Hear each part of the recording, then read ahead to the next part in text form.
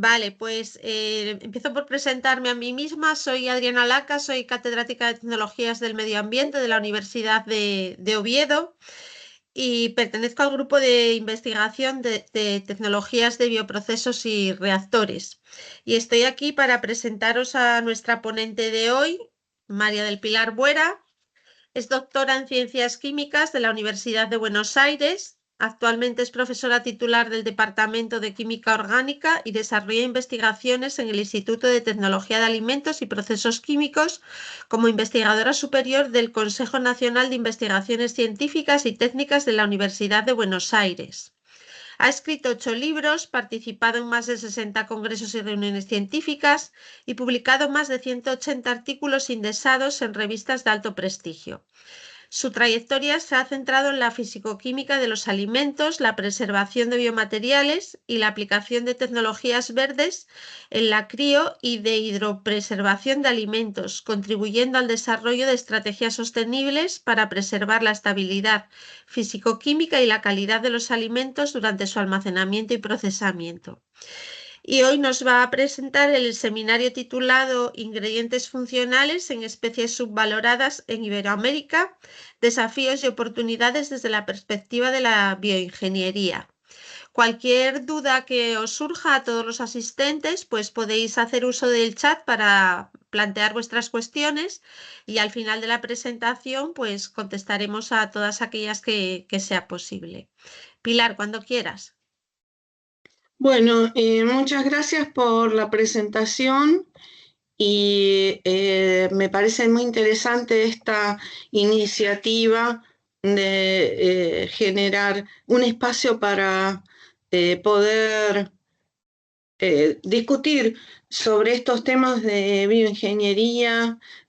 Así que bueno, agradecida por la invitación y por la presentación.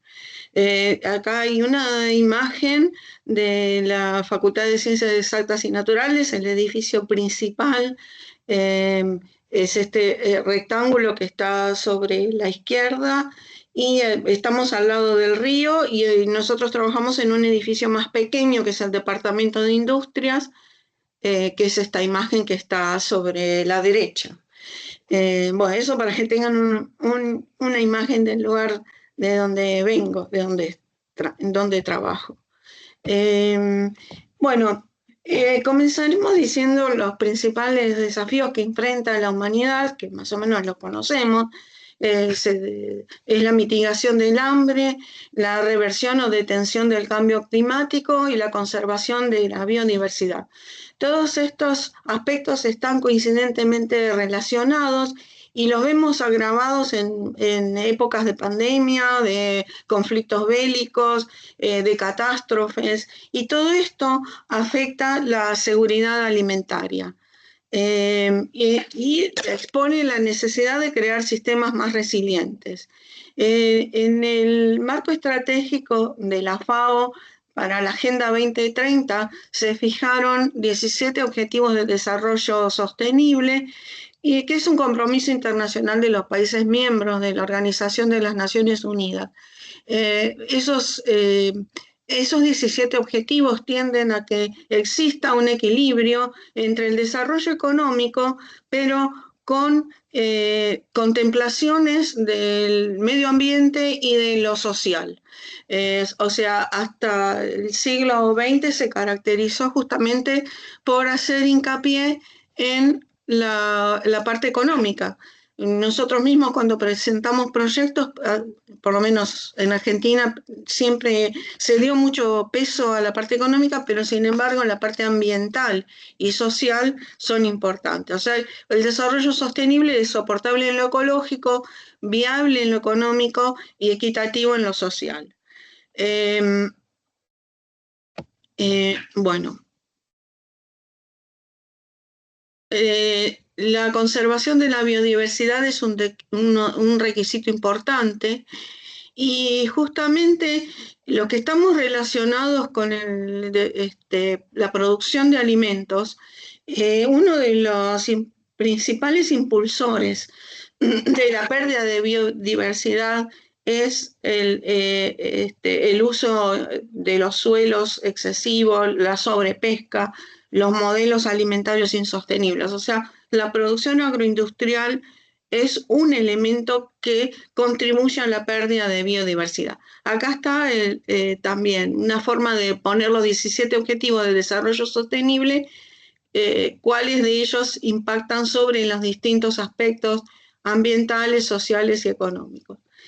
Bueno, tenemos algunos recursos subvalorados, que son, por ejemplo, especies desatendidas y subutilizadas, que se llaman NUS por su sigla en inglés. Son especies silvestres cultivadas o semidomesticadas, cultivos no básicos que están al margen de la agricultura convencional. También hay especies invasivas, que son animales y plantas que fueron introducidas deliberadamente por humanos y que están en un entorno que no es el propio, entonces no tienen depredadores o controles naturales, y entonces invaden. Esos generalmente se combaten, pero en realidad, por ejemplo, en Argentina, en el sur, hay montes cubiertos de rosa silvestre, de rosa mosqueta, que, bueno, se convirtió en una plaga, pero a eso se le puede dar un valor también. O sea, todos sabemos de los beneficios de la rosa mosqueta. O sea, sería cuestión de darle un valor. Ya que está ahí, digamos, y no se puede combatir, bueno, otorgarle un valor. Luego están las Novel Foods, ONF, que son nuevos tipos de alimentos, ingredientes, formas de producir. Generalmente se han incorporado desde 1997 y bueno, ahora después vamos a hablar sobre eso. Serían las carnes cultivadas, las proteínas de insectos, todo ese tipo de nuevos conceptos en la alimentación. Y después están los subproductos y residuos, de los cuales también se pueden obtener compuestos importantes, ya sea para alimentos, para farmacia o cosmética, etcétera. Bueno, entonces dentro de las NUS, las especies subvaloradas o subutilizadas, en realidad pueden pueden hacer una gran contribución a abordar la inseguridad alimentaria y nutricional, y también digamos, contrarrestar los efectos del cambio climático. Por lo general, son especies que están en zonas que tienen suelos pobres o áridos, tienen bajos requerimientos de agua. Entonces, por eso es que se dice que pueden contribuir a contrarrestar la vulnerabilidad al cambio climático. Todos los países tienen estas especies como parte de su patrimonio, y muchas están desapareciendo, lamentablemente, porque no tienen competitividad frente a la agricultura moderna, donde se considera el rendimiento comercial de los cultivos. Entonces, si no se tienen en cuenta consideraciones sociales, nutricionales o agroecológicas, muchas han desaparecido. Entonces disminuyen especies y variedades de cultivo. Algunos ejemplos, bueno, pueden ser cereales o pseudocereales, legumbres, hortalizas, raíces y tubérculos o frutas. Es decir, cada país tiene lo suyo. En general, estas especies se conocen más en América Latina, en África o en Asia, y menos en Europa. Aunque en Europa hay trabajos, por ejemplo en España, de Martínez Ispizua y colaboradores, donde estudiaron 31 especies de berenjena, y muchas de ellas comercialmente no son muy aceptadas por su forma o su aspecto, que no tiene color homogéneo. Es decir, se van descartando especies y cada una tiene su particularidad de compuestos bioactivos o de características que las hacen interesantes, y bueno, se van perdiendo. Entonces, la cuestión es tratar de rescatar o de mantener la biodiversidad. Entonces, los pasos para promover la cadena de valor serían, bueno, seleccionarla, hacer el análisis de esas especies desatendidas, identificar aplicaciones o componentes que tengan valorados, estrategias de mejora y luego implementar y refinar estrategias. Esto es lo que propone una organización que es el Equipo de Nutrición y Biodiversidad Internacional de IFAD, y están haciendo bastante hincapié sobre estas especies. Proponen entonces estos 5 pasos. No es fácil porque no se trata de sembrar esas semillas en algún lugar especial, sino de rescatar en el lugar donde habitan, donde son originarias. Entonces, nosotros trabajamos con el género Neltuma, que antes era Prosopis, no sé por qué le han cambiado el nombre al género, muchas veces pasa eso en taxonomía, son de la familia Fabaceae o Leguminosae, y por ejemplo los algarrobos pertenecen a este género. Son una fuente saludable y asequible de proteínas, fijan nitrógeno en los suelos, como todas las legumbres o leguminosas, son muy resistentes al calor, a la sequía, alcalinidad y salinidad de los suelos, y contribuyen, debido a la forma que adquieren sus raíces, a mejorar el suelo y estabilizarlo, por ejemplo, evitar anegamientos, y permiten una agricultura sostenible. Entonces, por un lado tiene esas ventajas agronómicas, digamos, pero por otro lado pueden tener sus extractos de distintas partes.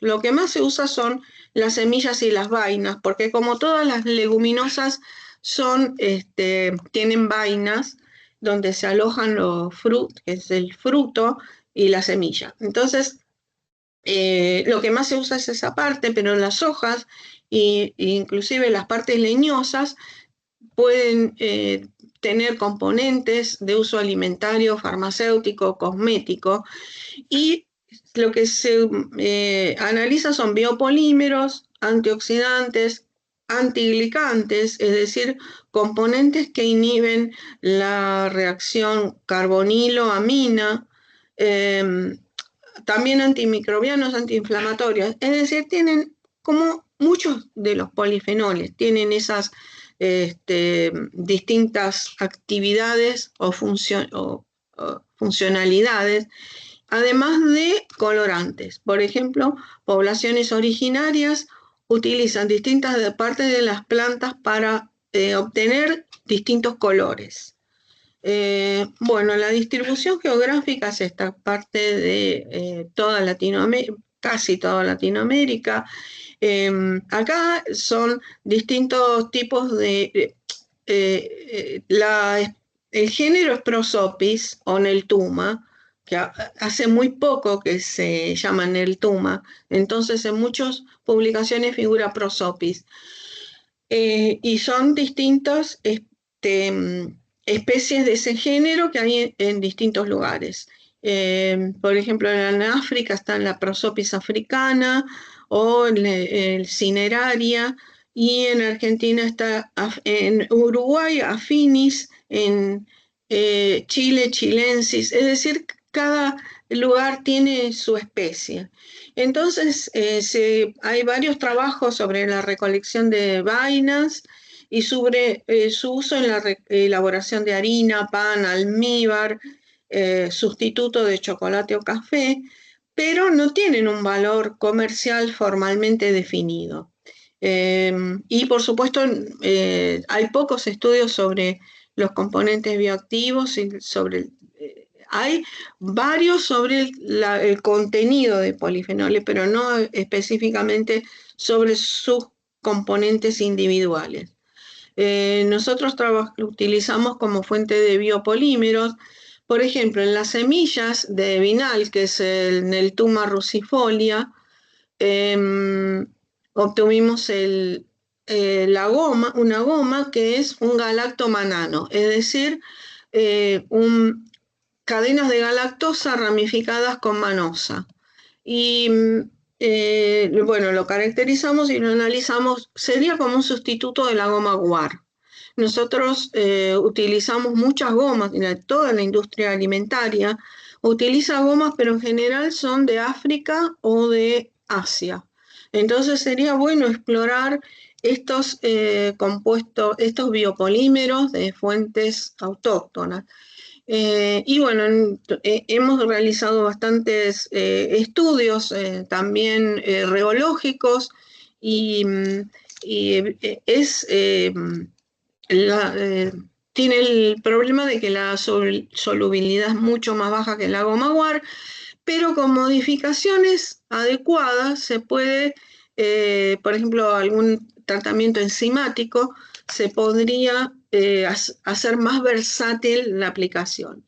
Y después, menos estudiados son arabinogalactanos del exudado de algarrobo blanco, es el algarrobo americano, y estos exudados son transparentes, brillosos, son atractivos porque tienen un brillo particular y podrían ser alternativa de otras gomas, como dije antes. Bueno, esto también ha sido caracterizado, estas son cadenas de arabinosa modificada o con ramificaciones de galactosa. Y bueno, en eso están estudiando algunos grupos del Chaco Austral y también bueno, nosotros hicimos algunos trabajos con el doctor Franco Basile y también en la Universidad del Litoral. Entonces, las semillas por ejemplo, de Prosopis rosifolia se parecen más a la goma guar y estos exudados a la goma arábiga. También el Squinus mole es conocido como aguaribay, anacahuita, falso pimienta, pimienta rosa, principalmente de América del Sur. Es originario de Perú y el uso como condimento, que se conoce como pimienta rosa, está aprobado por el Codex Alimentarius, pero no está registrado. Por ejemplo, en Argentina no está registrado. Estos son distintos colores que va adoptando el fruto a medida que madura. El fruto de color, cuando está maduro, es de color rojo, pero parte del verde y tiene distintas tonalidades.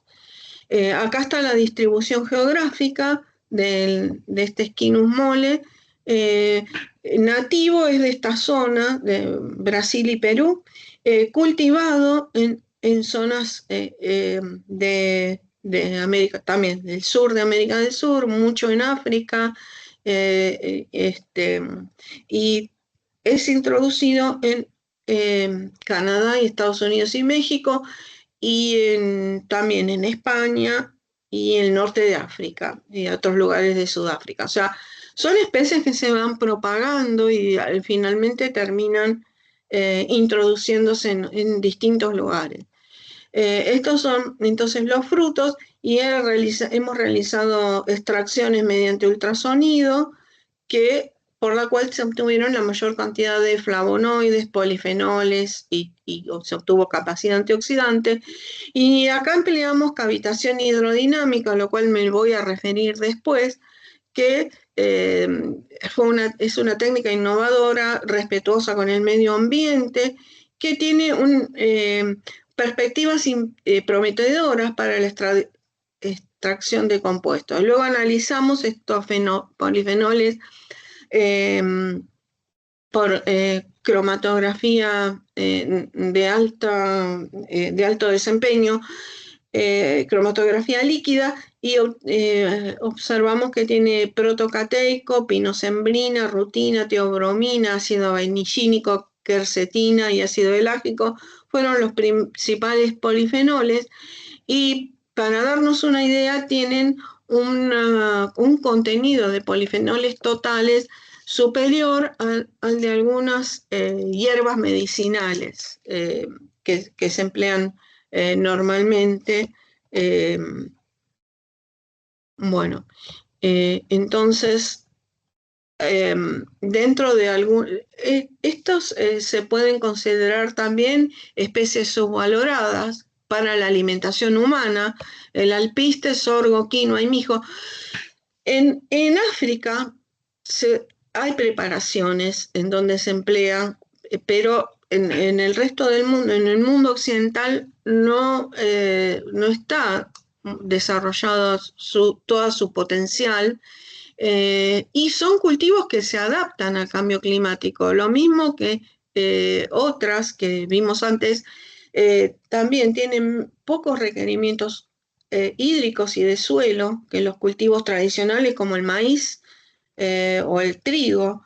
Hay algunos cultivos andinos como cañagua, kiwicha, varios tipos de maíz que están poco difundidos y son importantes para pequeños agricultores, para lograr el desarrollo sostenible, eliminar el hambre, adaptarse al cambio climático, promover la biodiversidad. Entonces acá hay distintos tipos de mijo.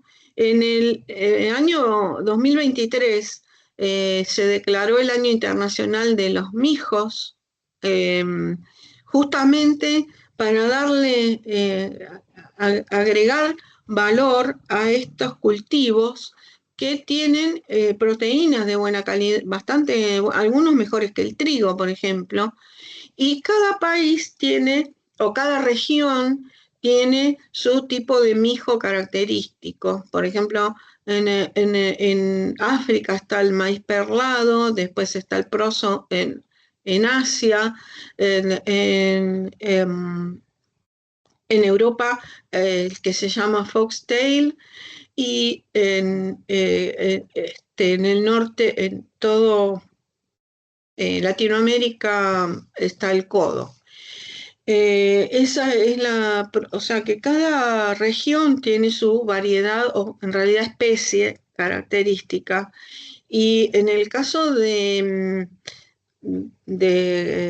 alpiste o cagaricid, Canadá y Argentina son los países de mayor producción, aunque México y Australia también tienen una buena producción, igual que Tailandia. O sea, son cultivos que para alimentación, son para, justamente como el nombre lo indica, alimentación de aves, y muy poco se utilizan para la alimentación humana. Entonces, bueno, es como que habría que darle un impulso a eso. Para eso, primero hay que estudiar sus características, su composición y su potencial. Bueno, dentro de la Novel Foods está la insecticultura, que es un sistema de producción ideal. Esto tiene que ver con la economía circular. La producción de alimentos, o sea, simultáneo con la producción de insectos. Los desechos o residuos de la industria alimentaria tendrían que estar en paralelo para alimentar insectos, y de ahí se obtienen proteínas, producción de biodiesel y otros nutrientes que se inyectan de nuevo a la cadena alimentaria. Bueno, para eso falta bastante, pero hay cada vez más trabajos publicados sobre la producción de insectos que tienen proteínas de muy buena calidad. El proceso de estos insectos son blanqueo, secado, molienda, fraccionamiento húmedo y seco, y se espera un mercado que vaya aumentando hacia 2026. O sea, fue creciendo, y de acá lo que más se valoran son las proteínas. El desafío es la aceptación por parte de los consumidores. Hay muchos pueblos que están muy acostumbrados a comer insectos o son más abiertos, digamos que, mientras que en otras regiones es algo que habría que vencer para darle digamos, uso, o para que se puedan aprovechar. Bueno, acá están algunos emprendimientos comerciales que se basan en la crianza industrial de insectos, en los que además de proteínas obtienen los lípidos y bueno, es todo un trabajo en donde se pueden comercializar las larvas procesadas o bien frescas, congeladas o deshidratadas. Bueno, eso todavía en nuestra región todavía no está difundido, pero digamos que cada vez hay más estudios. Luego, otra cosa de Novel Foods es el aprovechamiento integral de microalgas en forma de biorefinería. Estas microalgas requieren poco espacio para su producción, luz solar, agua y nutrientes, y son productos de alto valor agregado, de los cuales se pueden obtener pigmentos, ácidos grasos, poliinsaturados, péptidos, exopolisacáridos. También se puede producir bioetanol o biogás o biodiesel a partir de los lípidos, y también acuicultura. Están emergiendo como una fuente sostenible de biomasa para la producción de alimentos y biocombustibles. Dependiendo del cultivo, de los nutrientes y del tipo de cultivo, se pueden acumular entre 5 hasta 77% de lípidos. O sea, ese es algo muy importante. Otra de Novel Foods es la carne cultivada. Requiere cultivos celulares, medios estériles, purificaciones, escalabilidad y aceptación también por parte de los consumidores. Por el momento hay publicaciones en donde, si bien exponen que la carne cultivada es cruelty free, pero dudan si es realmente mejor para el medio ambiente.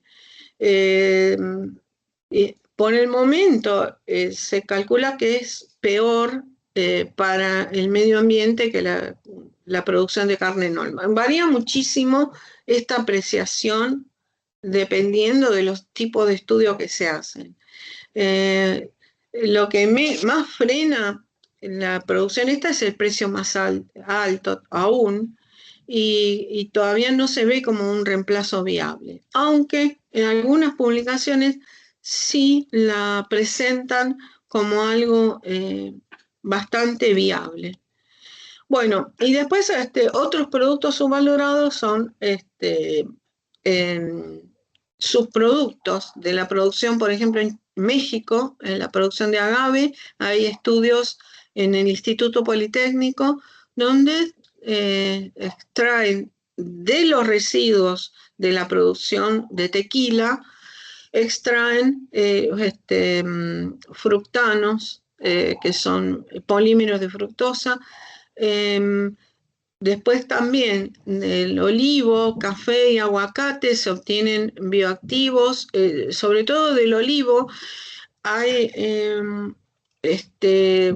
compuestos útiles en farmacia, en las cactáceas, los biopolímeros. O sea, cada tipo de residuo o descarte de la industria tiene su valor, que no está aprovechado en su totalidad. O sea, al contrario, está muy subutilizado. Por eso lo menciono como fuentes de digamos, subutilizadas. Los residuos de cacao y café se están trabajando mucho en Perú, o también en Ecuador y en Colombia, para darles, tienen componentes, por ejemplo, las cáscaras o las pulpas, tienen componentes muy interesantes que se les ha encontrado aplicaciones, sobre todo en farmacia o cosmética también. Lo mismo las flores del café, son campos de café,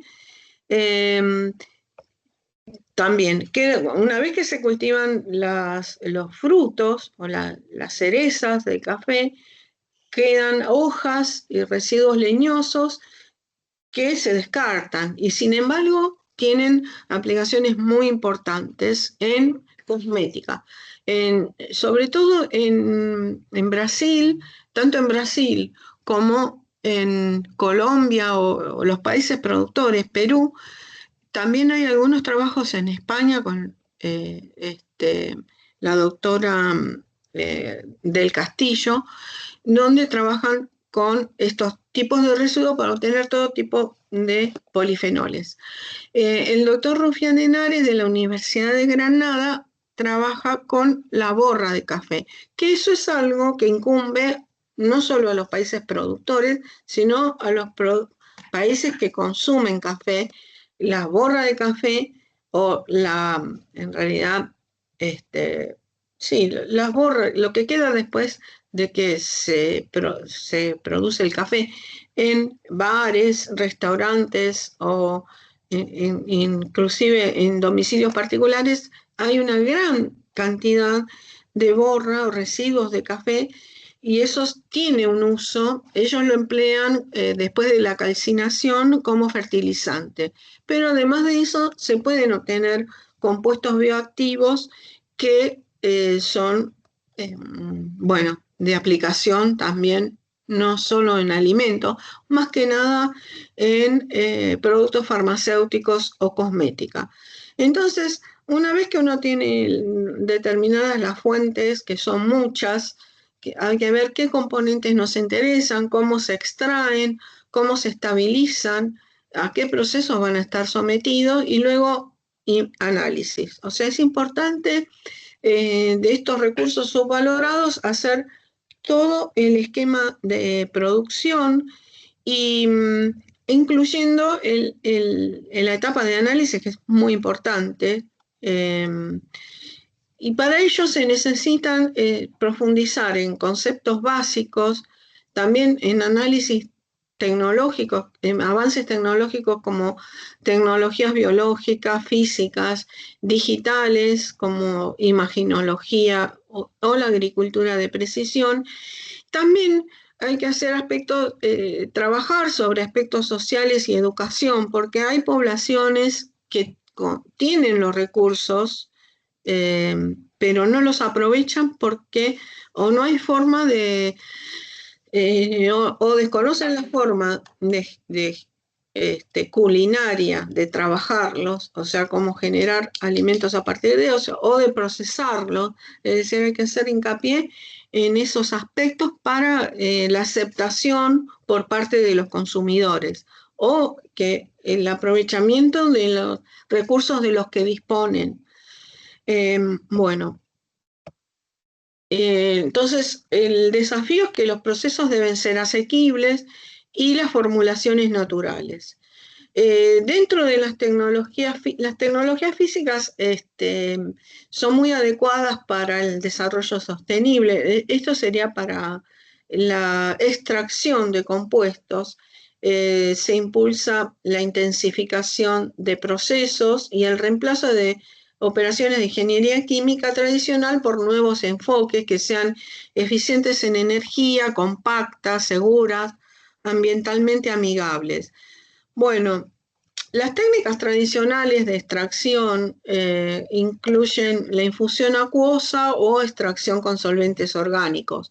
Eso no es eficiente o bien es dañino para el medio ambiente. Las nuevas herramientas comprenden extracción con fluidos supercríticos, que no es una técnica barata, pulsos eléctricos, empleo de enzimas. Hay un ejemplo como combinados de enzimas destruyen las paredes celulares.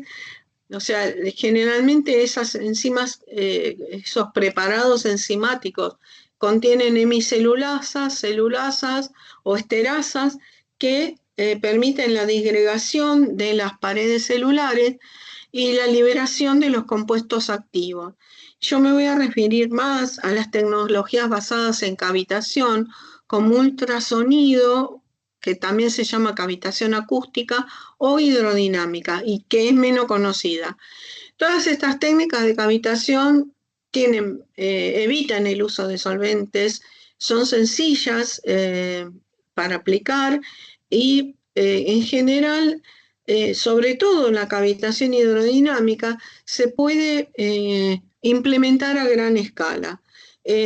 Los dos se basan en el principio de cavitación que comprende la generación de burbujas de vacío, en realidad, que impactan a muy alta velocidad, adquieren temperaturas y presiones localmente muy altas. En el caso de ultrasonido, bueno, generado por las ondas de ultrasonido que penetran en el material y provocan el crecimiento de cavidades de vacío que luego terminan implotando. No es que explotan, sino que implotan. En la cavitación hidrodinámica se basa en el pasaje del fluido a través de un pequeño orificio, ya sea una placa de orificio, un venturi o distintos tipos de dispositivos en donde se produce una subida de presión muy alta en el estrangulamiento y una bajada de presión que conduce a la ruptura de esas burbujas de vacío.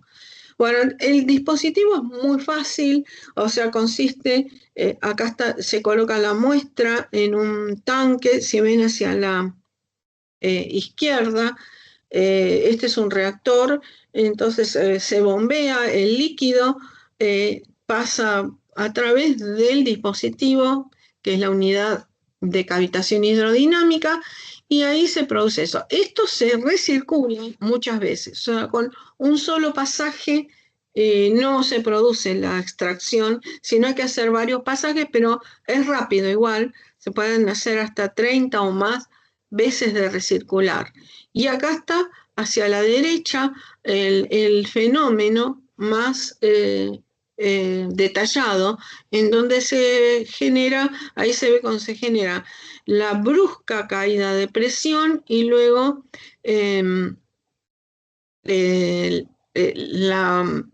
bueno, el aumento brusco en el estrangulamiento y la caída muy brusca de presión al salir que produce la implosión de las partículas.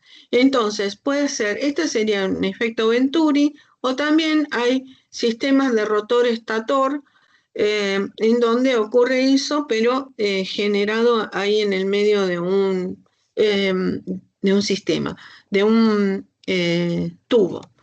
Bueno, entonces esta sería más de cerca el fenómeno. Esos núcleos generan burbujas de cavitación. Acá es importante la expansión de las ondas de choque, en donde se generan radicales libres. Se produce agua oxigenada. Por eso este sistema se utiliza a veces para decontaminación de aguas o de otros fluidos, ¿no? Bueno, se forman implosión, la implosión provoca microjet y fíjense las altas presiones hasta 200 megapascales con puntos de temperatura que llegan hasta 10.000 Kelvin. Esto no es que aumenta toda la temperatura del fluido, esto es a escala nanométrica, o sea, a escala, hay puntos del fluido en donde se generan estas condiciones sin que aumente mucho la temperatura bulk, o sea, la temperatura global del sistema no aumenta tanto. Eso impacta en membranas o paredes celulares y genera, justamente por la formación de estos radicales libres, la oxidación de lípidos y la disrupción de la membrana. Acá está un poquito más de cerca el fenómeno, la implosión de la burbuja cerca de una membrana o pared celular provoca rupturas y en paralelo la generación de estos compuestos activos oxidados. Bueno, acá está en las cercanías de una membrana, o si no, en el límite entre un sólido y un líquido, donde también se produce el mismo efecto de romper la membrana. Entonces son condiciones muy extremas que se generan a escala nanométrica. Y esta es el cambio, este sería el fosfolípido de la membrana. En una primera etapa aumenta la permeabilidad de la membrana. Esto se usa también en algunos dispositivos de uso clínico, o también para la formación de nanopartículas. Se produce primero la formación del hidroperóxido, en donde solo aumenta la permeabilidad. Se produce un cambio en la membrana que genera solamente un cambio de permeabilidad. Ahora, cuando este hidroperóxido se convierte en aldehído y se termina oxidando, ahí es cuando se rompe la membrana. O sea que hay un efecto por un fenómeno físico, en realidad termina ocurriendo cambios químicos en la membrana. Esto está estudiado por el lado de la permeabilización de las membranas para distintas aplicaciones, no solo de extracción, sino algunas aplicaciones médicas, pero en alimentos habría que analizar el impacto de estos productos que se generan, la concentración de esos compuestos oxidados y el impacto que puede tener en la conservación luego del material que uno extrae. Bueno, entonces no solo nos interesa extraer compuestos lipídicos o compuestos que están encerrados en membrana, sino también deshacernos de la biomasa lignocelulósica no comestible. Muchos, digamos, es la mayor parte de la biomasa en el planeta es lignocelulósica, es no comestible. Todos los residuos agrícolas y forestales son no comestibles, están desperdiciados, y es uno de los recursos infrautilizados de diversos productos de alto valor agregado. Entonces, la cavitación hidrodinámica puede servir, bueno, acá está el mismo dispositivo, o sea, acá está el tanque de almacenamiento, se bombea, pasa por la placa de orificio y se recicla varias veces hasta que se produce la disrupción. Entonces, en este caso, las paredes lignocelulósicas, acá está, bueno, lo de las burbujas o el colapso de esas burbujas, y eso impacta en la lignocelulosa y provoca una disrupción de las paredes celulares, y ahí ese es un pretratamiento ideal para la biomasa, que luego se combina con tratamientos enzimáticos, y eso puede generar distintos derivados, como por ejemplo azúcares, químicos de plataforma. A partir de la celulosa o la lignina se pueden obtener una serie importante, con transformaciones relativamente sencillas, de químicos de plataforma que después pueden servir para síntesis o generación también de fármacos. O sea, tiene múltiples aplicaciones potenciales. Bueno, una vez que uno extrae, entonces yo en esta charla resalté de todos los sistemas de extracción el que me parece de mayor potencial, que es este de cavitación hidrodinámica, porque es mejor, tiene mejor escalabilidad que el de ultrasonido, y porque es muy fácil generar el dispositivo. Bueno, una vez que uno tiene el compuesto extraído, el extracto que quiere, tiene que recurrir a distintas técnicas para la conservación, que puede ser liofilización, secado por aspersión, el empleo de ciclodestrinas, nanocristales de almidón o gelación iónica. Eso le da estabilidad química, física, facilidad de manejo y liberación controlada. Nosotros utilizamos para las gomas de algarrobo, del exudado de algarrobo que le mencioné antes, como material de pared en la gelificación iónica combinado con alginato. Y eso le dio, tiene un efecto antioxidante la goma en el Tuma alba, que sería el algarrobo americano. El exudado de esa goma genera estas capsulitas que le ofrecen un efecto antioxidante. O sea, el alginato es el que genera la cápsula, pero una cobertura con esa goma le otorga efecto antioxidante. Entonces, Franco Basile de la Universidad del Chaco Austral generó estas cápsulas, las utilizó en una hamburguesa y acá él encapsuló ácidos grasos poliinsaturados, los utilizó en una hamburguesa y digamos que evitó o retrasó la oxidación de esos lípidos poliinsaturados. Entonces puede ser una alternativa para combinar hidrocoloides en encapsulación, ya que tiene un efecto antioxidante. La encapsulación en ciclodestrinas o derivados de almidón, que puede ser nanopartículas o nanocristales.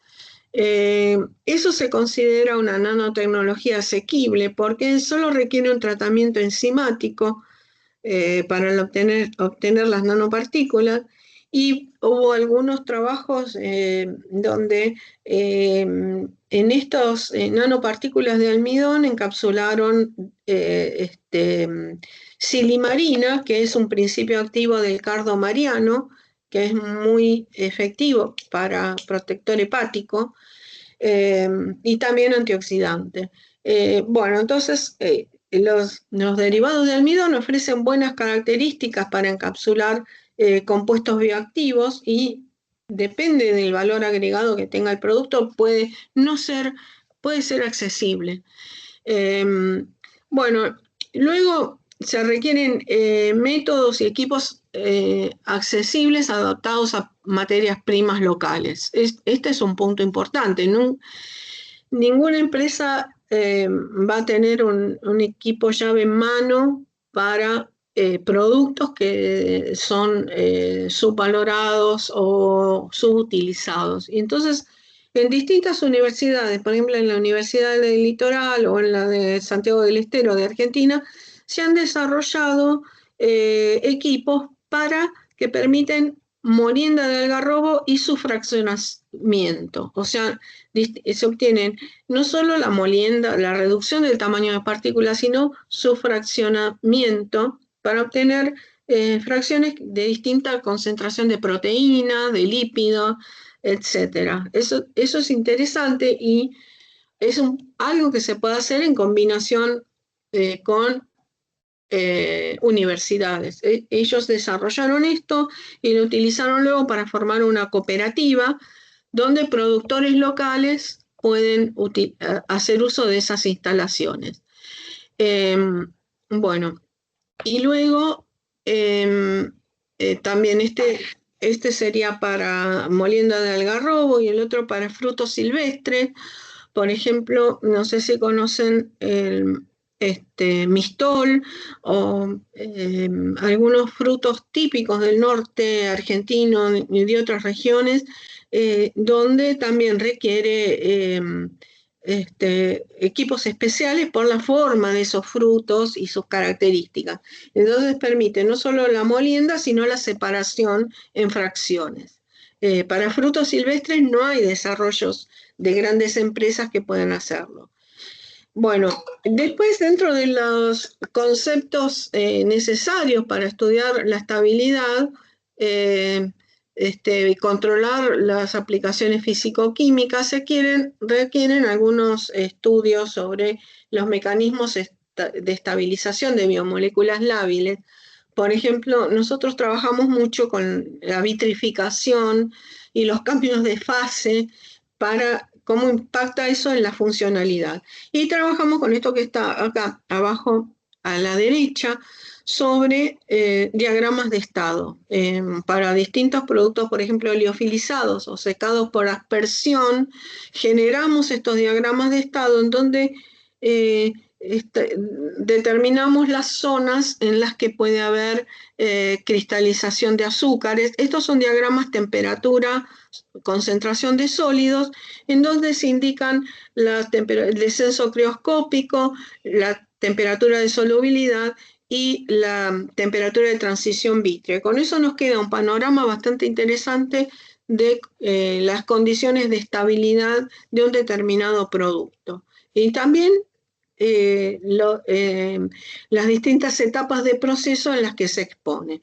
Por ejemplo, con respecto al aprovechamiento de maíz, alpiste, sorgo o residuos comestibles, utilizamos bastante la extrusión como una herramienta versátil que permite mezclar harinas. Por ejemplo, el maíz es la base, pero mezclamos otros ingredientes.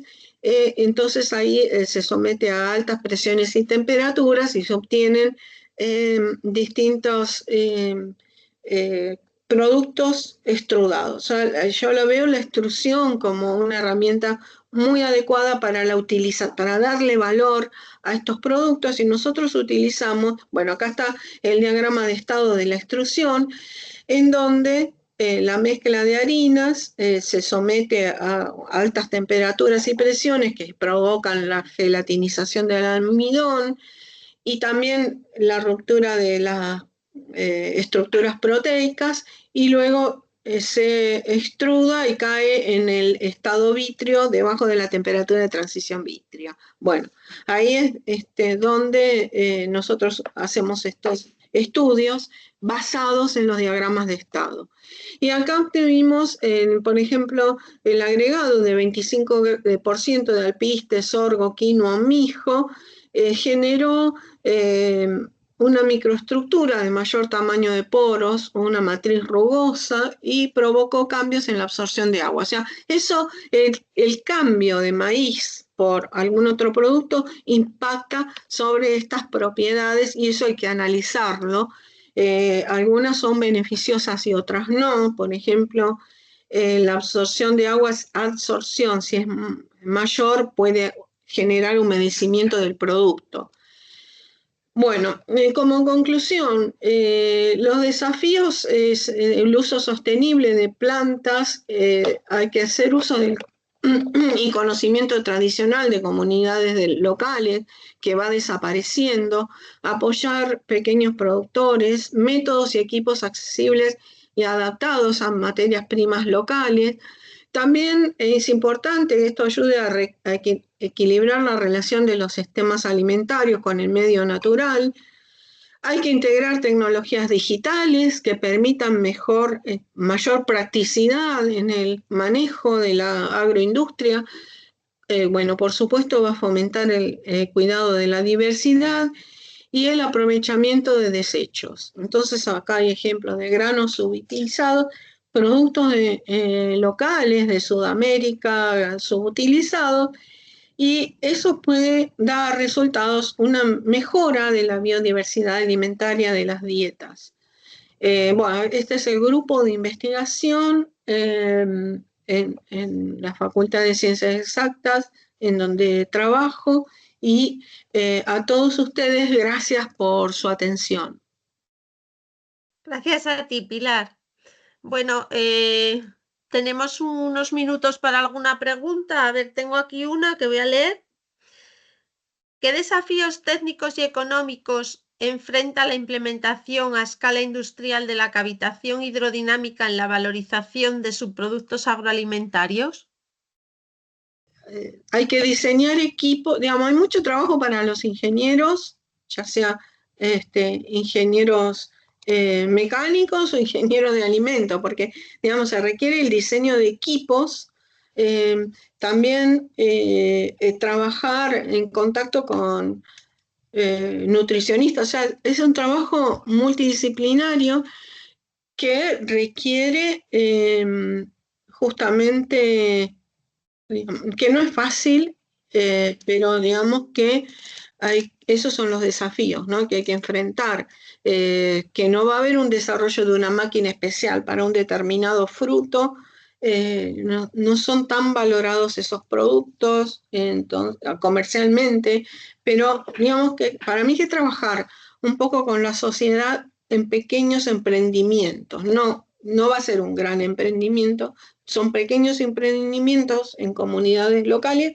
que pueden llegar a extenderse a la población en general, pero sí hay un tema de generar sistemas que nos accesibles y porque ¿qué pasa? Todos estos productos subvalorados están generalmente en zonas económicamente que son o áridas o que son vulnerables, digamos, de alguna forma.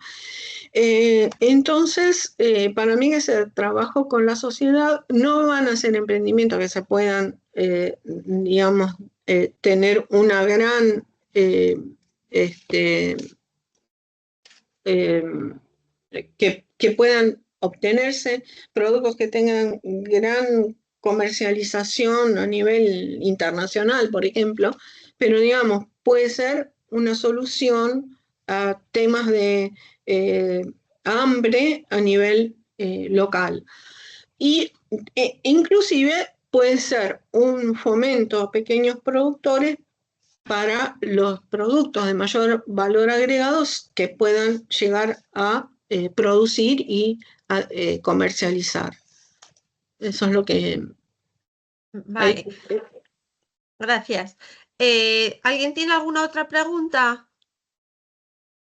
Bueno, pues entonces, a ver, tenemos aquí alguna más.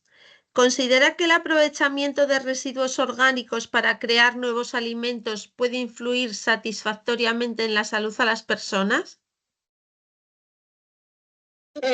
Y va a depender del residuo que haya, va a depender del tipo de residuo. Por supuesto que hay, bueno, como dije, residuos de café o mismo del oliva, ya se estudió que tienen efectos, algunos compuestos que se extraen tienen efectos positivos en la salud. Después hay todo, digamos, hay una forma directa de aplicación de los residuos que sería secarlos y molerlos. Y aplicarlos, por ejemplo, en productos para rebozar o para hacer como rebozadores. Pero eso requiere también una estandarización, o sea, el tema es que no tienen tampoco, uno tiene que asegurarse de que tengan una composición más o menos homogénea o que se mantenga en el tiempo. Ese es otro desafío, pero digamos que eh, hay temas que tienen que ver con aspectos toxicológicos, por ejemplo, las cáscaras, si tienen residuos de pesticidas, requiere también un estudio de ese tipo. Pero sí pueden tener beneficios para la salud, depende del tipo de residuo y de qué es lo que se extraiga. Ujú. Vale, muchas gracias. ¿Alguna pregunta más? Tenemos un minuto. Bueno, yo me quedé un poco con la duda cuando, curiosidad, cuando hablaste de la carne cultivada, que bueno, yo lo veo un poco ciencia ficción todavía, ¿no? Claro, Pero sí. está ahí. Y decías que los estudios dicen que de momento que medioambientalmente es mucho peor que la carne convencional. Pero claro, es que la Sí, carne convencional, por ejemplo, la de vacuno o la de cordero, tiene unos impactos ambientales asociados enormes. Entonces, un sí. poco si sabes por qué en el caso de la carne cultivada todavía los impactos son mayores y un poco Sí, dónde habría sí, que trabajar. claro, porque esos cultivos requieren medios estériles y químicos que para la producción de esos químicos y la generación de esas condiciones eh, impactan negativamente en el medio ambiente. Eso es lo que decía ese artículo de New Scientist. Para mí es todo para continuar investigando. Yo creo que se puede llegar a esos aspectos negativos, ir generando mejoras para que se convierta en algo potable, viable. Ujú. Pero sí, pero hay que seguir investigando. Vale, pues muchas gracias. A ver, tenemos aquí una última cuestión. ¿Considera que es más económico aplicar directamente el residuo orgánico con un tratamiento previo para elaborar productos o extraer de dichos residuos los compuestos bioactivos? Según las aplicaciones, una forma directa es esa que mencioné, utilizarlos directamente. Eh, pero para aplicaciones farmacéuticas o cosméticas se estabilizan em, y, y luego se aplican.